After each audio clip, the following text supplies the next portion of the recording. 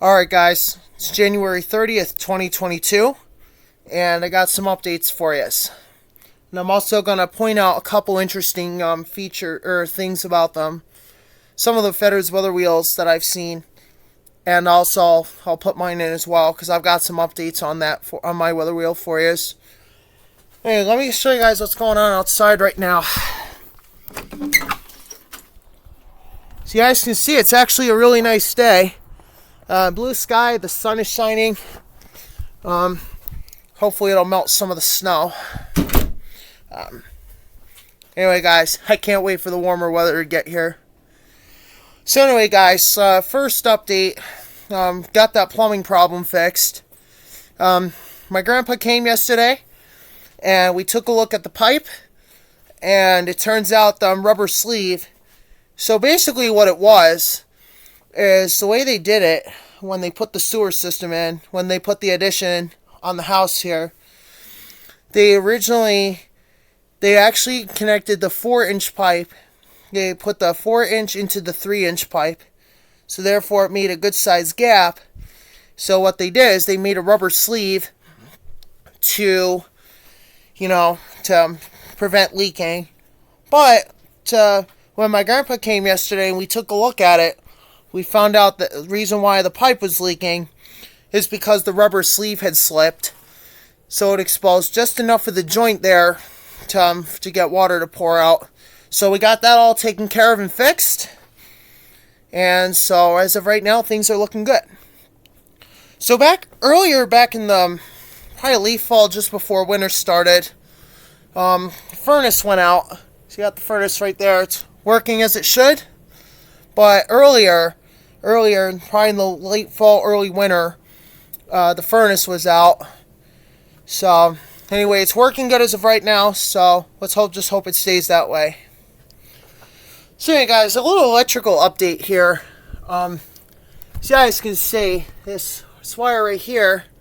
I ran the circuit earlier back in 2021. April 19th is the day I did it. So I ran a circuit for my Comfort air conditioner that I'll be getting sometime soon. 220. So anyway, I got my 10 gauge wire right here. And so you guys can see I had to run it all the way over there to that box right there where the 220 outlet is installed. So yes guys, I did comply with the National Electrical Code because I'm actually going to VOTEC for building property maintenance, electrical, and air conditioning. So anyway, you guys can see the outlet. So you guys can see my outlet right here. This one right here. I got the cover plate for it, so that's all finished. And it's ready to accept some air conditioners. Oh, I'm going to pause you guys for a minute here. Alright, so anyway, we got that figured out. They were just barking at something outside. Anyway, so our first update, second update are covered. So now let's move on to the weather wheel. That is also going to be part of the update today. So as you guys know, I did it. Part 3C of the restoration update was gutting it and removing the fan assembly. So we got that all figured out. Fan is out. So guys, our fan's right there, by the way. I'm going to be doing I'm going to be trying to balance the blade because I noticed it was vibrating a bit. When I ran the fan up for the first time. Because it hasn't run like 36 years when I got it. So anyway, so you guys can see the condenser coil is pretty cleaned out. We are going to be flushing it in spring, so I'm going to do a video on how to do that. I'm going to use refrigeration coil cleaner. We're going to clean both the coils out real good. And then the fan motor, I'm going to be rewinding it, guys. So I'm actually going to get new windings for it, and I'm going to do it the original way that they did it back in the 60s when the motor was made. Where we're going to put our insulators in the stator first, and then I'm going to make the new windings, and then I'm going to use the double insulator method that they used to help hold the windings together. So anyway, that's the original way they did it, so I'm going to do the same thing. But anyway, guys, So I haven't really been working down here much because of how cold it's been lately. My gas heater over there is not working properly, so I gotta get that adjusted and fixed. So for right now, I just had my Whirlpool. Well, it's now a heater, but it used to be a dehumidifier. So the way I have this one rigged up is because its fan motor broke. You guys can see the fan motor right there. It crapped out and suffered a catastrophic failure. So anyway, the method I've been using lately was my Emerson fan right here. So what the Emerson fan will do is I'll have this on so it'll blow air into the coil right here, the condenser coil. So then that air gets heated and it comes out through the bottom here, right here, because the evaporator is at an angle, so therefore it helps deflect the heated air so it doesn't accidentally get chilled when it goes through the coil or when it exits after being heated. So anyway, guys, the reason why I'm not blocking off the evaporator is because I do not want it to freeze up. So 95% of the air that the Emerson blows into the coil, the condenser, gets heated. And then because this coil right here is at an angle, the air gets, so 95% of the air actually comes out below the evaporator here as heated air. And then the other 5% goes through the coil, the evaporator, to keep it from getting frozen up during operation. And also, I've been using my GE right here as well. Throws out a nice amount of heat out the back, so I thought that'd be really useful. And it's been working out really well. I've actually had some heat down here. The only problem with this one is I've got to constantly be shutting the fan off to let the head pressure build up. I got to be shutting the Emerson off a lot to let the pressure build up, so that way it gets hot enough where we can actually get a decent amount of heat. So that's the only problem. So I'm going to try to fix that. See if I can try to warm it up down here. I may bring down a space heater just enough, like a small one, like 1500 maybe. And then once it's warmed up enough, then we'll run this. But anyway, guys, that's kind of what's going on. So now I'm gonna point out some interesting things here that the air conditioner guy pointed out.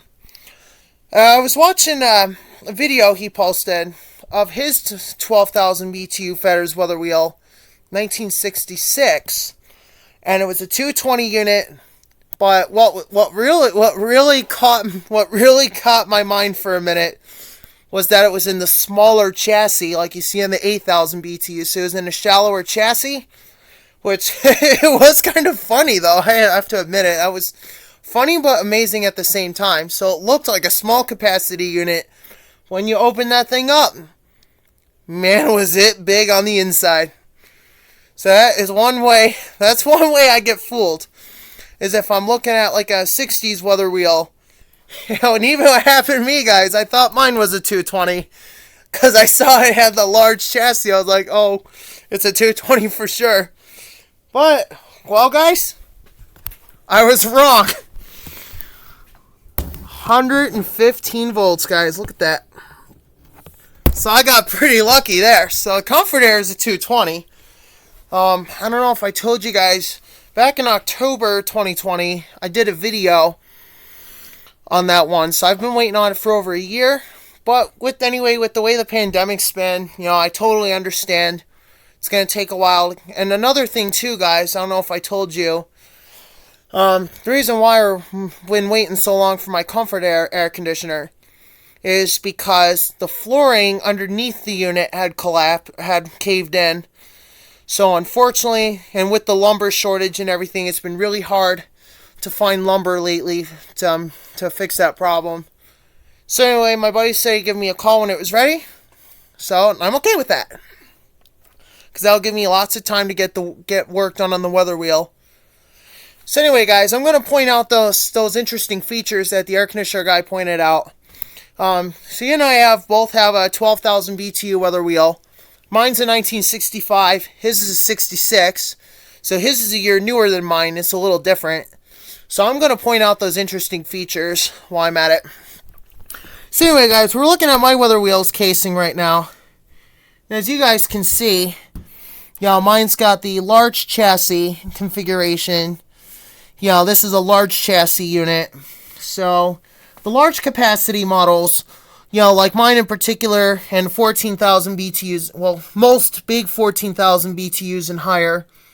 I saw a couple 14,000s with the smaller chassis that you find on like the 8,000 BTUs, a few 10s. But anyway, so you guys can see here, here's the 2 vents on the fan side for all large capacity units.